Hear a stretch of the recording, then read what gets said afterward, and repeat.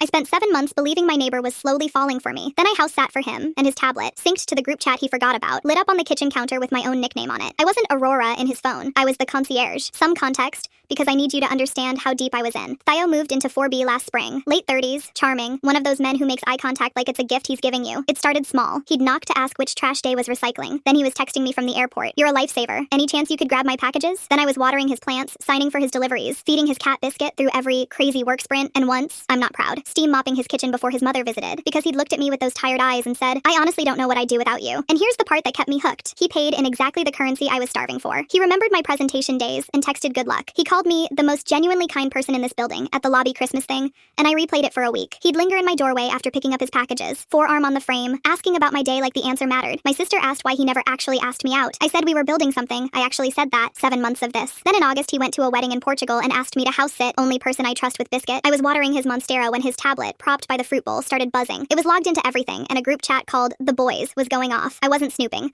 The messages just kept landing, previews stacked on the lock screen, and my thumb had already picked it up to silence it when I saw the word concierge next to a photo of my own building. I'm going to reproduce what I read as accurately as trauma allows. Theo. Concierge is on cat duty again. LMAO. Plants. Mail. The works. Friend. Bro, you have to be dating her at this point. Theo. Zero chance. She's sweet, but no. This is the beauty of it. You find the lonely, reliable one in the building, and you just maintain. Couple compliments a month. Remember one thing about her job? Costs nothing. Saves me $40 per day on a sitter. Friend. The concierge system. Theo. She ironed my shirts once. I didn't even ask. Legends aren't born, they're maintained. I stood in that man's kitchen holding his cat's food scoop, reading the operating manual for my own manipulation. There was more. Months more, scroll after scroll, my kindnesses itemized like a rewards program. The good luck text on my presentation days, he had a reminder set. I saw the reminder. A's work thing, text something. Here's what I did, and I want it on record that I touched nothing of his. I finished the job. Biscuit got fed on schedule, plants watered, mail stacked, because my word was mine, not his. Then I wrote a note and left it under the tablet. House is in order. Biscuit prefers the window seat at 4 when the sun hits it. You'd know that if you'd ever watched her. This concludes the concierge program. A. He landed Sunday and my phone became a slot machine of apologies. It was locker room talk. His friends brought out an old version of him. He genuinely valued me, and the word valued was the most honest thing he ever said because you value assets. I didn't reply, but the building has its own group chat, and I am apparently not the only unit in his portfolio. When I quietly asked if anyone else did favors for 4B,